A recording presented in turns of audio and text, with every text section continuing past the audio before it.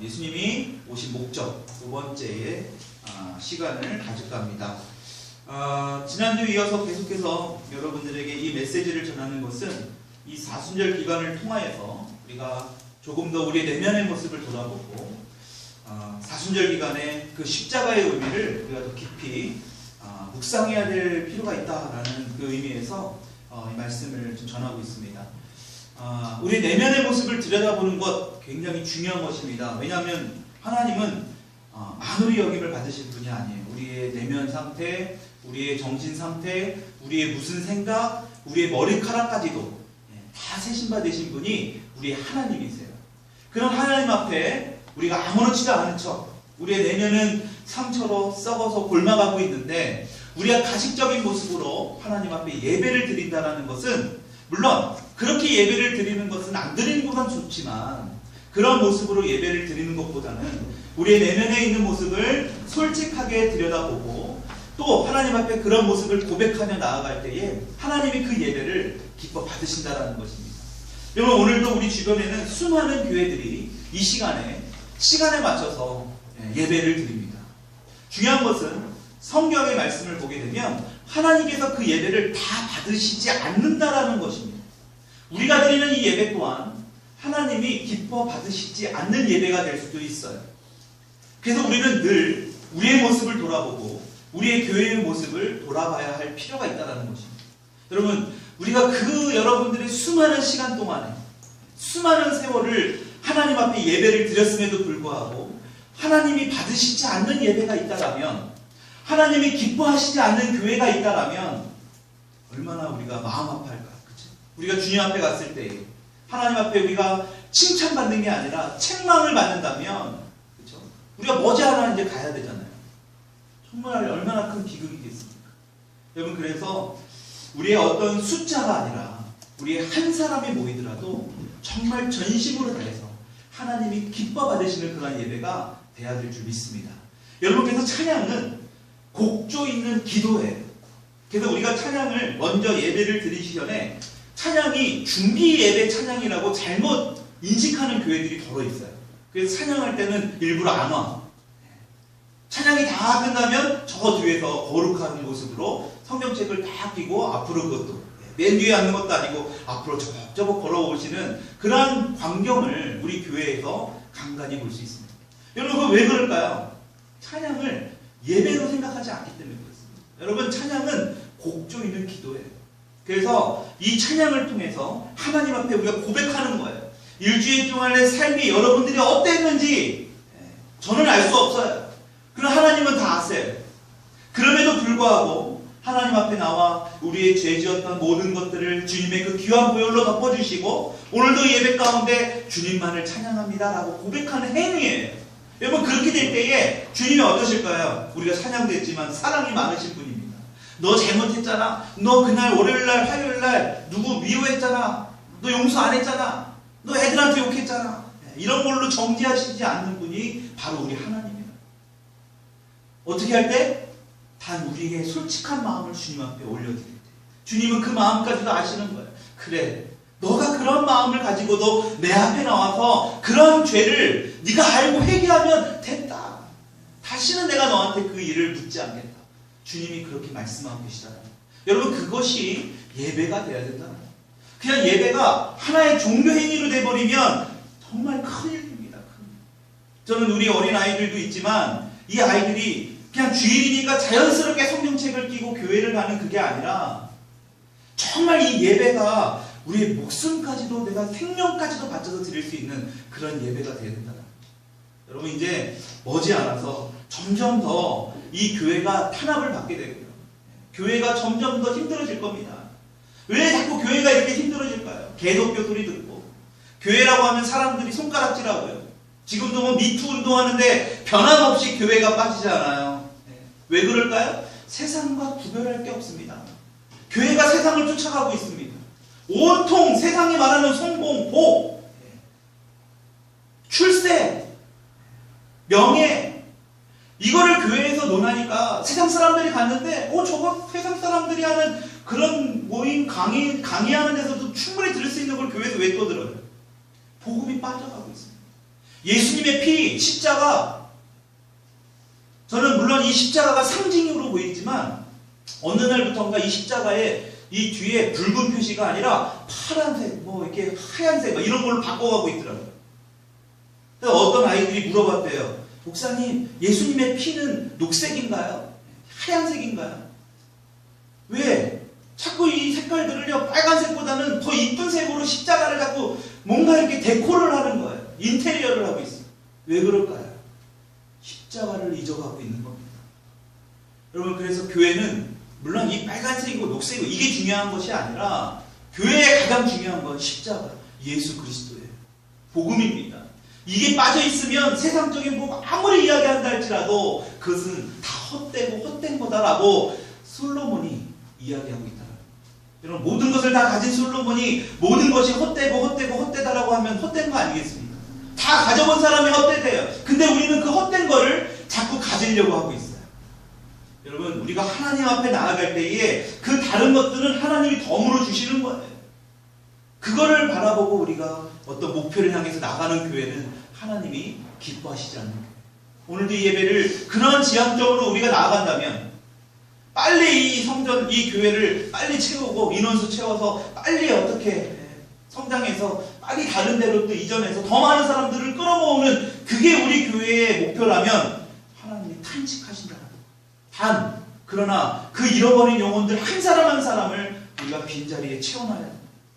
오늘도 복음 가운데, 오늘도 말씀 가운데 들어야 될 사람들이 얼마나 많이 있습니까? 그렇죠? 오늘 어떤 분 한 분 오시기로 했는데 안 오셨네요.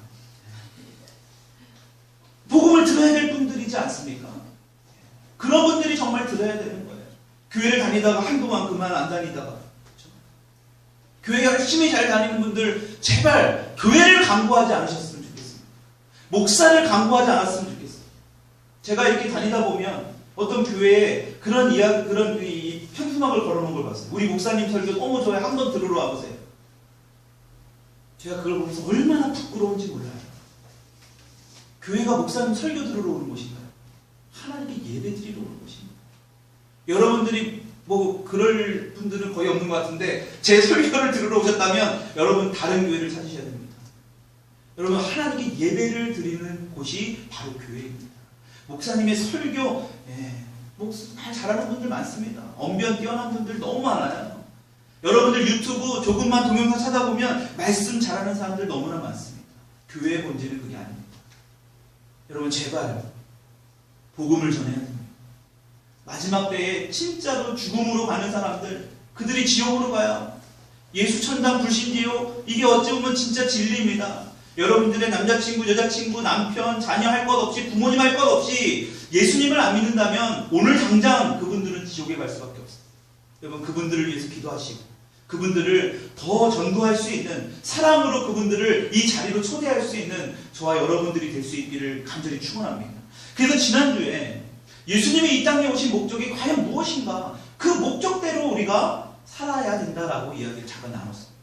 여러분, 그래서 오늘도 우리 교회에 있는 그 목적은 복음이에요. 예수 그리스도를 믿는 사람들이 모여서 우리들끼리만 잘 먹고 잘 사는 그게 아니라 그것을 세상에 영향력을 끼치는 것이 교회가 되야 된다. 여러분, 근데 그 교회가 하나님이 말씀하신 그 목적대로 향하지 못하니까 교회가 세상과 똑같아집니다. 세상과 적당히 타협하고요. 세상이 하는 거 딱 보니까 와, 마케팅 너무 잘해. 그것을 똑같이 교회에 도입해서 성도수를 넓히는데 사용하고 있으니까 교회가 세상에서 지탄을 받고 있는 것입니다. 여러분, 저는 우리 교회만 구원이 있고 우리 교회만 꼭 와야 된다, 이 생각에서 저와 여러분들이 버리셨으면 좋겠습니다. 정말 이제 우리 교회가 어느 정도 갖추어 나가면 정말 우리가 다른 교회도 섬길 수 있고, 정말 다른 교회와 함께 연합으로 예배도 드릴 수 있고요. 정말 힘든 교회가 있으면 우리가 모은 헌금을 그 교회에다가 헌금도 해줄 수 있고, 그런 교회가 될 수 있기를 간절히 축원합니다. 여러분, 그것이 하나님이 이 땅에 이 교회를 만드신 목적이라는 것입니다. 마찬가지로 예수님께서 이 땅에 오신 목적이 있다고 했어요. 그렇죠? 지난주에 요한복음 10장 10절의 말씀 우리 같이 한번 읽어볼까요? 시작. 도둑이 온 것은 도둑질하고 죽이고 멸망시키려 온 것뿐이요 내가 온 것은 양으로 생명을 얻게 하고 더 풍성히 얻게 하려는 것이라. 예수님께서 분명히 말씀하고 계십니다.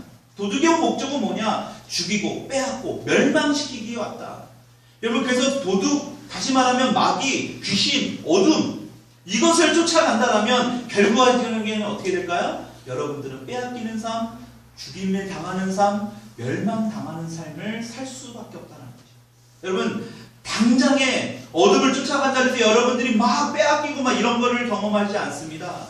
어느 날 뒤돌아보니까 시간을 빼앗기고요, 건강도 빼앗기고요, 사람도 빼앗기게 되고, 물질도 빼앗기게 되고, 어둠을 쫓아갔더니 그 많은 것들을 다 빼앗긴 것을 돌아보게 될 것입니다. 여러분, 문제는 그때라도 뒤돌아서 그 마귀를 따라가는 것이 아니라, 어둠을 따라가는 것이 아니라 주님을 따라간다라면 얼마든지 가능성이 있습니다. 근데 문제는 뭐냐? 영적으로 그것에 가려 있으면 어떻게 될까요? 그것을 뒤돌아볼 수 없다는 거죠. 그래서 보면 우리가 옛날 어르신들만의 그런 말이 있죠. 끼리끼리 논다. 끼리끼리 어울리게 돼 있어요. 그 끼리끼리라는 말은 영적인 거와 동일하게 됩니다.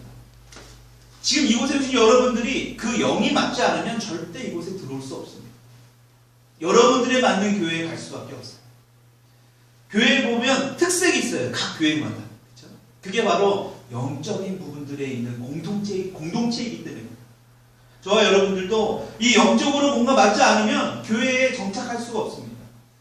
특히 이런 영적인 사역을 하는 그런 기간을 가게 되면요, 어떤 어둠에 짓눌려 있는 사람들은요, 그 입구조차도 들어오지 못해요. 정말 무서워합니다. 왜 그럴까요? 어둠은 빛 앞에 쓸 수 없기 때문에. 여러분, 다시 말하면 도둑의 목적은 죽이고 멸망시키기 위한 그 목적입니다. 근데 예수님은 어떠셨다고요? 양으로 생명을 얻게 하고 더 풍성히 얻게 하려고 이 땅에 오셨다라는 것입니다.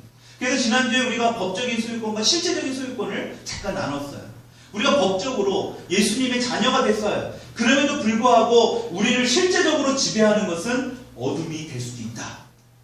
그것을 여러분들이 내 안에 마귀가 있어요, 이 말의 의미가 아닙니다. 여러분, 그동안에 우리가 포로로 잡혀 있었고, 우리가 예전에 우리가 출애굽기나 이런 창세기의 모습을 보면 어때요?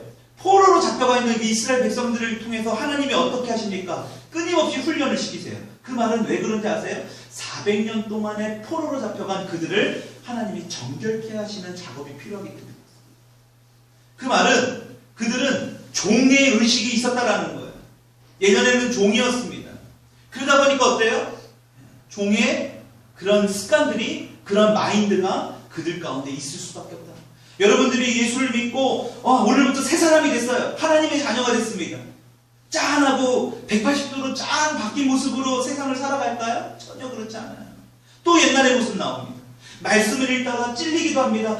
이러면 안 되는데. 근데도 불구하고 또 이전의 모습으로 또 살아가는 게 우리 인간이에요. 여러분, 그래서 이것을 제거하고 이것을 처리하는 것이 우리 교회 안에 성도님들이 꼭 해야 될 일이라는 것입니다. 문제는 뭐냐? 이것에 대해서 전혀 신경을 쓰지 않아요. 교회만 다니면 되지 뭐. 나 예수님 모태신앙이에요. 어렸을 때부터 세례받았고요. 부모님이 3대가 아마 다 예수님 믿고요. 그러면 뭐 하는 거예요?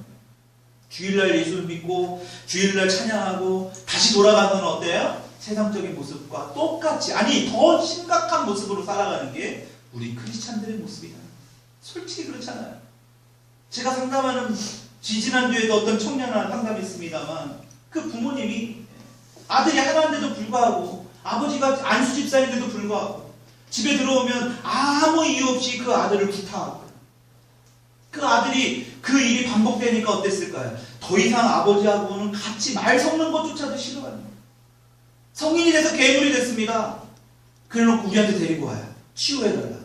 자기들이 괴물을 만들어 놓고 우리 보고 치유해달라고 그래요. 여러분, 그런 사람 아무리 치유해준들 가정이, 다시 말해 그 부모가 바뀌지 않으면 결코 그 아이는 바뀔 수 없다는 거죠. 여러분, 그래서 우리는 예수 믿고 모든 것이 끝나는 게 아닙니다. 우리의 모습을 끊임없이 돌아봐야 돼요. 우리의 상처가 무엇이고, 우리의 아픔이 무엇이고, 우리의 반복적으로 짓는 죄가 무엇인지. 그렇다면 그 원인은 반드시 있습니다. 내가 왜 이런 습관적인 생각이 왜 자꾸 나에게 마음 가운데 이런 마음이 들지? 뭔가 내 자꾸 마음 가운데 왜 우울한 마음이 들고 뭔가 비관적이고 뭔가 죽고 싶고 뭔가 음란하고 왜 자꾸 이런 생각들이 자꾸 들지? 여러분 거기에는 반드시 원인이 있습니다. 여러분 그래서 그것을 발견하고 그것을 찾는 것이 여러분들 예수님이 이 땅에 오신 목적 양으로 생명을 얻게 하고 더 풍성한 삶을 살 수 있는 방법이라는 것입니다. 여러분 그래서 이런 법적인 소유권만이 아니라 실제적인 소유권도 얻기 위해서 우리는 영적인 싸움도 마다하지 않아야 돼. 멈추지 않아야 돼. 영적인 싸움이 반드시 옵니다. 여러분 반드시 여러분들이 몸부림치고 뭔가 막 바로 서려고 할 때 가만히 보세요. 주변에 교회 다니는 분들. 마귀는요 절대로 그냥 드드미지근하게 주일날 성경책 끼고 적당하게 다니는 사람들 공격 안 합니다. 그냥 아무 생각 없이 막 이러는 절대 한번 보세요. 여러분들이 절대 공격하나? 안 공격해요. 진짜 공격은 어떻게 합니까? 진짜 뭔가 하려고 해요. 말씀을 읽고 뭔가 내 모습을 들여다보고 내가 이렇게 살면 안 되겠구나. 내가 이게 죄악이구나. 뭔가 몸부림칠 때 반드시 마귀는 공격하게 돼 있어요. 어떤 것을 통해서라도. 여러분 그것의 실체를 보는 순간 내가 영적인 싸움을 하고 있구나라는 걸 깨닫게 되는 거죠.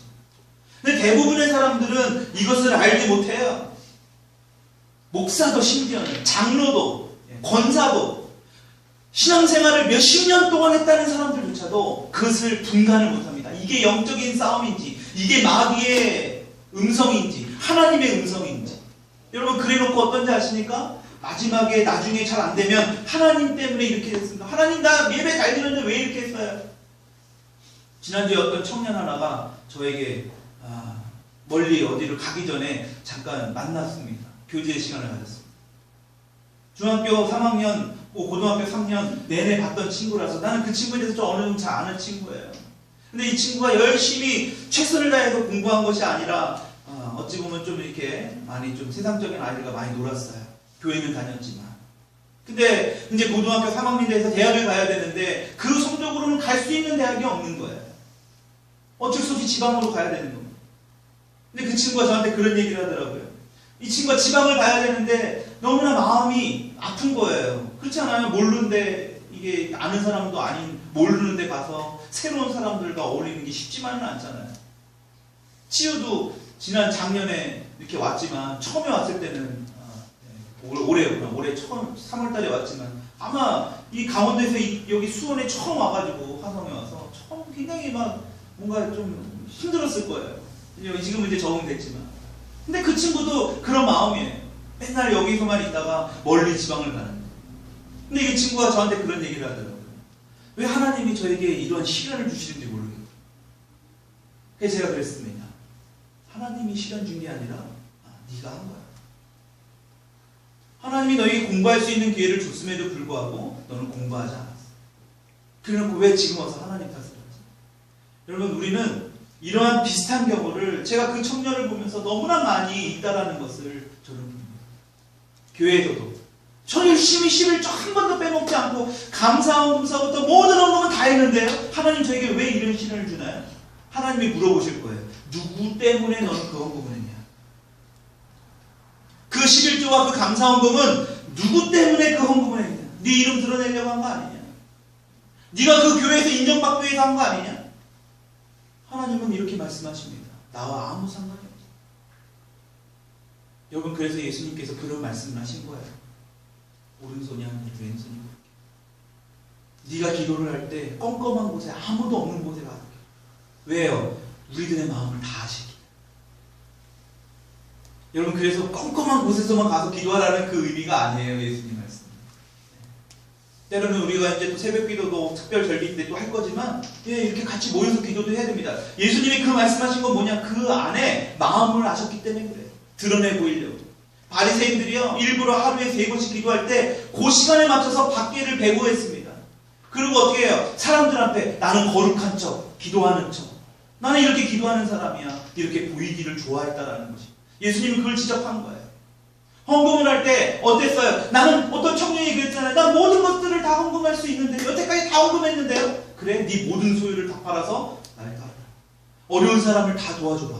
그러니까 청년이 어때요? 돌아갔어요. 왜? 예수님은 그걸 알았기 때문에. 여러분, 우리 모든 사람들에게 모든 소유를 다 팔라고 주님이 원하지 않아요.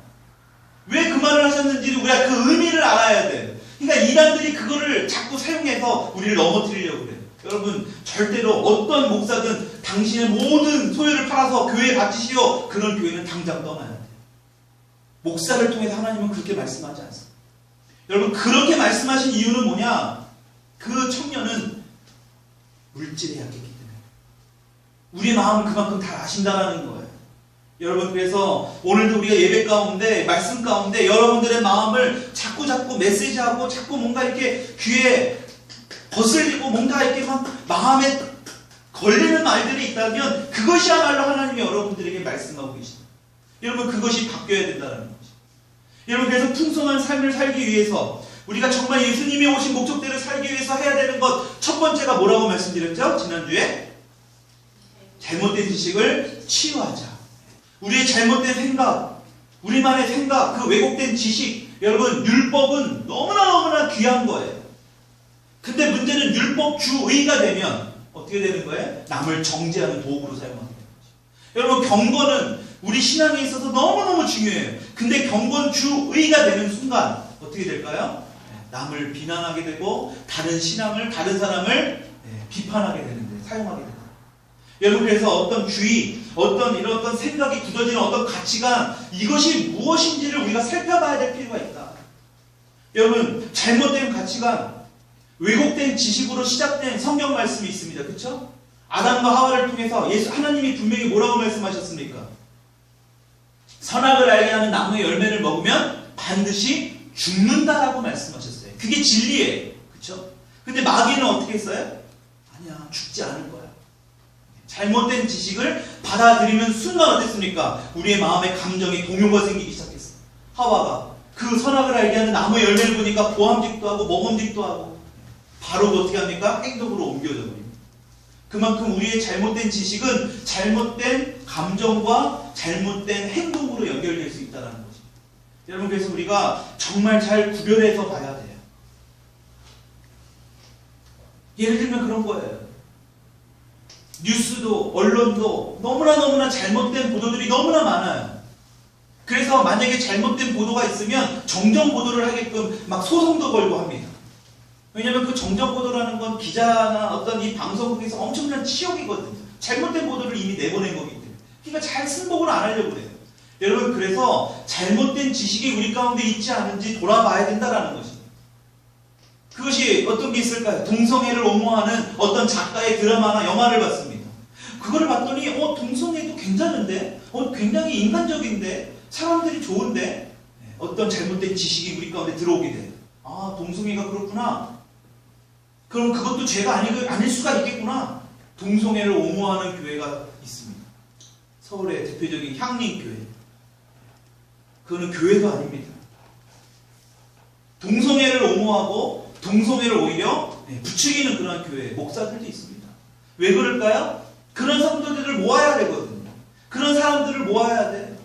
그래야지 어떻게 할까요? 자기가 거기서 목회와 어떤 사역을 할 수 있게. 여러분, 그래서 우리가 이 마지막 때에 잘못된 지식이 있지 아니한지 우리가 잘 돌아봐야 된다는 것입니다. 이 잘못된 지식이 치유가 되지 아니하면 우리의 끊임없는 잘못된 지식으로 바탕이 우리의 생각과 우리의 어떤 생각으로 바탕으로 한 어떤 이런 의지와 여러 가지 감정들에 있어서 문제가 생길 수 있다는 거예요. 여러분, 두 번째로 뭐라고 말씀드렸죠? 상한 감정을 치유해야 된다. 상한 감정이라는 것은 뭘까요? 우리의 상처라고 이야기할 수 있습니다. 여러분들의 상처가 과연 무엇인지, 상처가 많은 사람들을 우리가 대면하고 우리가 만나다 보면 굉장히 힘들어요. 그렇죠? 왜? 그 상처 때문에 그래요.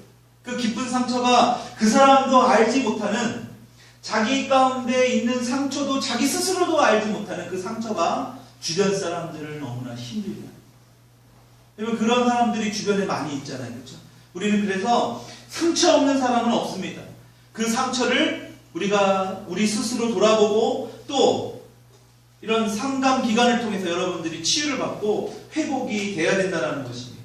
여러분, 그래서 그 방법 중에 하나가 뭐냐? 우리의 감정을 누르는, 다시 말해 우리의 상처나 아픔들을 인지하지 못하고 그것을 그냥 눌러버리고 그것을 잊어버리고 그냥 다 세월이 지났으니까 다 잊었다라고 생각하는 그 순간 여러분들의 감정, 다시 말해 여러분들의 상한 감정은 점점 더 쌓일 수밖에 없습니다. 이게 쌓이게 되면 어떻게 됩니까? 심하면 우울증까지 오고, 이게 심하면 어떻게 합니까? 어떤 히스테리가, 그 어둠이 여러분들을 장악하게 된다는 거죠. 그러니까 여러분, 어떤 사람들이 막 치유받고 나서 우울증이 치유됐어요, 뭐 불면증이 치유됐어요, 이런 거는요 말할 것도 없어요. 너무나 많이 그런 일들이 일어나니까. 내 치유받고 나니까요, 내 그런 어떤 감정이, 우울했던 감정들이 너무나 기쁨으로. 여러분, 그래서 성경에도 보면 항상 기뻐하라는 말씀이 있습니다. 항상 기뻐하는 사람에게는 우울증이 걸릴 수가 없습니다. 우울증이 걸리는 사람들의 내면을 가만히 보십시오. 그들에겐 감사가 없고 그들에겐 기쁨이 없습니다. 그들은 어때요? 항상 부정적이고 항상 안 되는 것부터 생각을 해요. 여러분, 그러니까 우울증이 안 걸리는 게 이상한 거예요. 오히려 걸릴 수밖에 없는 거예요. 여러분, 그것들을 우리가 치유하고 우리가 그것을 제거해야 된다라고 우리가 같이 이 부분들을 지난주에 잠깐 나눴습니다. 여러분, 그래서 그 방법 중에 하나가 뭐냐? 우리의 눌렸던 감정을 솔직하게 털어놔야 된다. 꺼내놔야 된다. 누구 앞에 꺼내놔야 될까요? 하나님 앞에 꺼내놔야 된다. 엄한 사람들 붙잡고 꺼내는 게 아니라 하나님 앞에 꺼내놔야 된다는 거죠. 그래서 시편 62편 8절에 이렇게 말씀하고 있습니다. 같이 한번 읽어보세요. 시작. 백성들아, 시시로 그를 의지하고 그의 앞에 마음을 토하라. 하나님이 우리의 피난처이신데 우리의 마음을 토해내야 된다는 것입니다. 여러분, 그것을 어떻게 토설해야 되는가, 어떻게 토해내야 되는가, 첫 번째 한번 보겠습니다. 같이 한번 읽어보겠습니다. 시작. 마음속에 토설해야 할 것, 첫 번째, 죄와 허물을 토설해야 한다. 여러분들 안에 있는 죄와 허물을 토설해내야 된다. 우리가 시편 말씀 한번 찾아볼게요. 시편 32편 말씀입니다. 우리 이번 주에 이제 시편 말씀을 어제까지 봤고, 이제 오늘부터 이제 또 내일부터 시편 말씀을 보게 될 건데요. 32편 1절로 5절까지의 말씀을 잠깐 한번 보겠습니다. 시편 32편 1절로 5절까지의 말씀 우리 같이 한번 읽어볼까요? 시작. 허물의 사함을 받고 자신의 죄가 가려진 자는 복이 있도다. 마음에 간사함이 없고 여호와께 정죄를 당하지 아니하는 자는 복이 있도다. 내가 입을 열지 아니할 때에 종일 신음함으로 내 뼈가 새하였도다. 잠시 스톱이요. 여러분, 다윗이 얘기하는 것입니다. 내가 입을 열지 아니할 때에 종일 신음함으로 내 뼈가 새하였다라고 이야기하고 있습니다. 내 뼈가 너무나 힘들어지고 상해지고 있다는 거예요. 왜 그럴까요? 입을 열지 않았기 때문에. 그것을 내 마음 가운데 그대로 두려고 했다니까요. 여러분, 그러니까 다윗이 이런 고백을 한 것입니다. 4절 계속 읽어볼까요? 주의 손이 주야로 나를 누르시오니 내 진액이 빠져서 여름 가뭄에 마름같이 되었나이다. 셀라. 내가 이르기를 내 허물을 여호와께 자복하리라 하고 주께 내 죄를 아뢰고 내 죄악을 숨기지 아니하였더니 곧 주께서 내 죄악을 사하셨나이다. 여러분, 그래서 우리의 죄를 고백하는 게 너무나 중요해요. 여러분, 우리의 죄악, 우리의 허물 누구나 다 있습니다. 없다라고 한 사람은 그 이상한 사람들이 누구나 다 있어요. 그것을 토해내는 게 중요하다. 누구한테요? 하나님한테. 내 뼈가 상할 정도로, 내 뼈마디가 쑤실 정도로 그 아픔과 고통을 그것을 숨기지 않고 하나님 앞에 고백했더니 어땠다라는 거예요? 내 죄악을 사하여 주셨다라는 거죠. 여러분, 그래서 우리 안에 있는 죄와 허물을 우리 하나님 앞에 고백해야 됩니다. 특히 이 사순절 기간 동안에. 여러분, 어떤 것들이 있습니까? 여러분, 그런 것들을 토해내십시오. 여러분들이 차를 운전하고 가면서, 아니면 방 안에서, 아니면 교회에 와서 기도하면서 토해내셔야 돼요. 고백해야 돼요. 인정해야 됩니다. 여러분, 두 번째로 한번 읽어보겠습니다. 둘째로 마음속에 토설해야 할 것. 시작. 마음의 상처와 근심을 토해내야 된다. 마음에 있는 상처와 근심을 토해내야 된다. 여러분, 우리 시편 말씀 한번부터 102편 말씀 한번 찾아보세요. 102편 3절로 5절까지의 말씀. 102편 3절로 5절까지. 여러분, 그래서 시편은요, 이 우울증에 걸려있는 사람들이나 뭔가 이렇게 굉장히 활력이 없고 이게 뭔가 이렇게 폐쇄적으로 있는 사람들에게는 굉장히 좋은 성경 말씀입니다. 시편 101편 3절로 5절까지 말씀 같이 읽을게요. 시작. 내 날이 연기같이 소멸하며 내 뼈가 숯같이 탔음이니이다. 내가 음식 먹기도 잊었으므로 내 마음이 풀같이 시들고 말라버렸사오며 나의 탄식 소리로 말미암아 나의 살이 뼈에 붙었나이다. 지금 얼마나 이 다윗이 지금 그 상한 마음으로 있는지, 얼마나 이 지금 시편 기자가 주님 앞에서 이 마음이 얼마나 상했는지 고백하고 있지 않습니까? 여러분, 마음의 상처와 근심으로 뼈가 숯가같이 탔대요. 살이 뼈에 붙어버렸대. 여러분, 이 표현만으로 봐도 얼마나 많은 내 안에 있는 상처와 근심을 알 수 있지 않습니까? 여러분, 어떤 그 종교학자가 다윗은 사생아였을 것이다 라고 주장하는 사람도 있습니다. 엄마가 없을 것이다. 아빠가 제대로 없는, 그 사실은 실제적인 아빠가 아니라 어떤 사생아였을 것이다, 고아였을 것이다 라고 주장하는 사람들이 있습니다. 왜요? 우리가 추측해보죠. 사무엘상하를 보게 되면 어떻습니까? 다윗을 맨 마지막으로 부릅니다. 그렇죠? 그 말은 아빠가, 그 이새가 이 아들을 거의 자기 아들로 생각하지 않고 있었다는 거예요.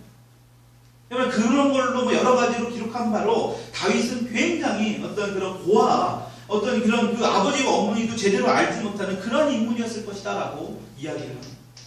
여러분, 어찌됐든 간에 이러한 모습을 통해서 다윗은 자기의 상처와 근심을 온전히 고백하고 토해내는 것을 볼 수 있습니다. 여러분, 마치 우리 여인들이, 특히 여자들이 조선시대 때로부터 계속 이어오는 어떤 유교적인 사상들이 불과 얼마 전까지만 해도 있지 않았습니까? 제가 어렸을 때만 하더라도 어머님들은 밑에서 오봉에다가 식사하셨어요. 어디 경상을 해요? 어디 남편과 같이 경상을 합니까? 지금 만약에 그랬다면 난리 나겠죠. 책상 위에도 밥을 올리지 못하고 오봉 밑에서 드셨습니다. 더 심할 때는 어땠습니까? 밥 다 먹고 남아있는 부엌에 저기 아궁이 있는 그 모퉁이에서, 귀퉁이에서 밥에서 그냥 이렇게 끼니를 때우신 분들이 저와 여러분들의 부모님들 불과 얼마 전이에요. 여러분, 그런 어머니들이 얼마나 속에 화병이라는 게 있어요. 여러분, 그래서 화병을 연구한 그런 분도 있어요. 우리나라에만 있어요, 그 화병은. 외국엔 없습니다. 그래서 어떤 의사가 그런 것들을 막 발표하고 세미나도 했거든요. 여러분, 그런 것들이 우리 안에 내재되어 있으면 그것이 결과적으로 불면증과 우울증까지 이어진다는 거예요. 여러분, 그래서 지금 그러한 부모들의 세대에서는 사실 불면증과 우울증이 있을 수가 없어. 왜 그러냐? 바빴거든요, 먹고 살기. 그 엄마 아버지들이, 특히 어머니들이 화병을 있어요. 그러니까 막 시내가에 가서 빨래할 때 막 그 방망이질 장난 아니잖아요. 그리고 또 다리미질 할 때 이거 뭐였죠? 옛날에 우리 집에도 있었는데 이거 막 그 다리미 하는 거 있었잖아요, 그렇죠? 이 소리가 다르잖아, 열받은 날은. 두고 막 찌고 막 그런 식으로 우리 부모님들은 많이 자기의 화를 분출하셨거든요. 자, 또 하나는 그분들은요 바빴어요. 먹고 살기 바빴어요. 자신을 돌아볼 수 있는 시간이 없었어. 그러니까 어떻게 보면 불면증과 우울증이 있을 수가 없어요. 하루 종일 밭농사 논농사하고 하는데 무슨 잠이 안 와요. 누우면 바로 주무시죠. 우울증 슬플 일이 어디 있어요. 애들 챙기기 바쁘고 좀처럼 또 자식들은 많이 낳지 않았어요. 못해도 대여섯 명 이상인데 걔네들 건사하려 뭐 없었어요. 문제는 뭐냐, 그러한 부모의 모습을 본 자녀들이 이제는 먹고 살만합니다. 여러분, 그러한 엄마의 한을 품고 이 아이들을 돌봤어요. 여러분들에게 그 영향이 없겠습니까? 저는 반드시 그 영향이 올 수밖에 없다라고 생각합니다. 지금은 이제 먹고 살만합니다. 옛날처럼 그렇게 막 먹는 일에, 먹고 사는 일에 이렇게 집중 안 해도 나라에서 어느 정도 보조도 해주고 먹고 사는 일은 크게 문제 없습니다. 그러다 보니까 어때요? 내 모습을 돌아보게 되고 나는 왜 살까? 내 인생은 뭘까? 이러다가 결과적으로는 그 어머니의 영향에 의해서 여러분들 또한 불면증과 우울증에 걸리는 일들이 너무나 많아요. 그래서 보면 항상 여러분들의 어머니나 여러분들의 부모님을 상담을 하면서 물어보는 것이 바로 그런 이유 때문에. 그럼 마지막으로 우리가 마음속에 토설해야 할 것 세 번째로 한번 같이 읽어봅시다. 시작. 마음의 원통함을 토해내야 된다. 우리 마음에 원통함이 있습니다. 억울함이 있어요. 여러분 142편을 한번 보겠습니다. 142편 1절로 2절까지의 말씀 우리 같이 한번 읽어봅시다. 시작. 내가 소리내어 여호와께 부르짖으며 소리내어 여호와께 간구하는도다. 내가 내 원통함을 그의 앞에 토로하며 내 우환을 그의 앞에 진술하는도다. 여러분 이 다윗의 고백입니다. 다윗은 이스라엘을 골리앗의 손에서 구원해냈어요. 칭찬을 받아야 돼요. 보상을 받아야 됩니다. 근데 이 다윗이 쫓기는 신세가 되버립니다. 여러분 얼마나 원통하겠습니까? 그 원통함을 다윗이 하나님 앞에 오늘 우리가 읽은 지금 142편 1절 2절의 말씀에서 고백하고 있는 것입니다. 얼마나 억울한 일을 당했습니까? 여러분들의 삶 가운데도 얼마나 억울합니까? 여러분들이 부모를 선택했어요? 아니잖아요. 상처를 줄 거면은 태어나기라도 하지 말아야지. 그쵸? 여러분들은 아무 선택권 없이 태어났습니다. 그래놓고 어땠습니까? 부모로부터 상처와 아픔을, 때로는 무관심과 아픔을 경험하게 됩니다. 여러분 얼마나 억울해요. 내가 선택한 일이 아니에요. 그럼에도 여러분들의 그 상처와 아픔들로 인해서 지금도 여러분들의 삶에서 많은 영향을 미칠 수 있다는 거죠. 그것이 결과적으로 뭐가 돼요? 여러분들이 결혼해서 남편에게 또 여러분들이 결혼해서 자녀에게 다시 또 되풀이 되는 일들이 일어나게 된다는 거죠. 여러분 그래서 우리의 마음속에 있는 것들을 자꾸 우리 가운데 담아놓지 마십시오. 시간이 약이다, 세월이 약이다, 절대 그렇지 않습니다. 세월은 약이 될 수 없습니다. 오히려 더 복이 될 거예요. 더 쌓이게 될 것입니다. 바로 하나님 앞에 나오셨어요. 하나님께 여러분들이 그런 고백을 하게 될 때에 여러분들이 어떻게 되느냐? 바로 우리가 찬양의 고백을 했습니다. 여러분들이 진짜 하나님의 백성이고 내가 진짜 하나님의 자녀라는 것을 알게 될 거예요. 왜 그런지 알아요? 여러분들의 그 상처와 아픔들이 여러분들의 부모로부터 받았던 상처와 아픔들이 결과적으로는 여러분들의 믿고 있는 저와 여러분들이 섬기고 있는 그 하나님에게 투사시키는 거예요. 여러분 하나님은 절대 그런 분이 아닌데 내가 경험했던 부모로부터 내가 잘못되게 알고 있었던 잘못된 지식으로 인한 그 부모의 어떤 모습의 형상이 하나님께로 자꾸 보여지게 되는 거죠. 여러분 그러니까요 하나님이 이런 말씀을 해도 자꾸 때리고 혼내고 막 뭔가 벌을 주시고 이런 것만 눈에 들어와요. 근데 하나님 부모로부터 사랑 많이 받은 사람은 어떤지 아세요? 하나님의 사랑만 보여져요. 대표적인 사람이 사도 요한입니다. 여러분 그 사도 요한은 성경을 보게 되면 요한복음에 보면 예수님이 가장 사랑하는 제자라고 자신을 표현하고 있어요. 스스로가 자기가 사랑을 많이 받다라고 이야기해요. 여러분 저와 여러분들은 정말로 주님이 우리를 너무나 사랑하신다는 걸 알아요. 여러분 그래서 우리가 아까도 찬양했잖아요. 너는 보배롭고 존귀한다. 여러분 그건 주님이 우리에게 하시는 말씀이에요. 너는 나의 보배롭고 훌륭한 자녀다. 여러분 우리가 지난주와 오늘의 말씀을 들으면서 예수님이 오신 목적이 과연 무엇인가? 예수님은 우리를 양으로 생명을 얻게 하고 더 풍성한 삶을 살기 위해 오십니다. 여러분들의 상처와 아픔 안에 머물러 있기를 원하지 않으세요? 오늘 이 예배를 통해서 여러분들의 상처와 아픔들을 눈 녹듯이 다 씻어주시기를 원하시는 분이 바로 우리의 하나님이에요. 근데 문제는 뭐냐? 우리가 자꾸 그것을 잡고 있으려고 그래. 왜? 그 모습이 편하거든. 내 여태까지의 삶이 그런 모습이었거든. 그러다 보니까 그 모습이 내 모습이 아님에도 불구하고 그 모습을 잡으려고 하는 거예요. 안 되는 사람은 안 되는 것만 결정을 하게 됩니다. 그 선택을 해요. 꼭 안 되는 사람들의 모습을 보십시오. 꼭 안 되는 쪽으로만 가요. 실패하는 사람들을 보십시오. 실패하는 선택을 항상 합니다. 누가 봐도 그건 아닌 것 같은데 근데 해요. 결국엔 실패. 여러분 우리는 혹시라도 우리 예전의 모습이 그런 모습이 있다면 이제는 변해야 돼요. 하나님이 새 사람이 되었다. 이전 것은 다 지나갔다 라고 말씀하고 있어요. 여러분 그렇다면 그걸 믿음으로 선포하세요. 내 이전의 모습 또 내 습관이 나오려고 해요. 예, 괜찮습니다. 여러분 자꾸 그것을 의지적으로 하지 않으려고 해야 돼요. 내 반복적으로 어떤 상처로 인한 어떤 죄악이 내 마음 가운데 나올 수 있어요. 자꾸 누군가가 그리워지고 누군가를 자꾸 찾게 되고 여러분 사람에게서 찾지 마십시오. 사람에게서는 반드시 상처를 받을 수밖에 없어요. 하나님에게서 찾으십시오. 하나님에게서 위로를 받으십시오. 여러분들에게 어느덧 여러분들이 운전하는 가운데 여러분들의 어깨에다가 손을 얹고 주님의 그 따뜻한 품이 느껴지기 시작할 거예요. 오늘날 예배를 드리는데 뭔가 내 마음 가운데 막 뜨거움이 막 몰려올 때 그게 바로 주님이 만져주시는 마음.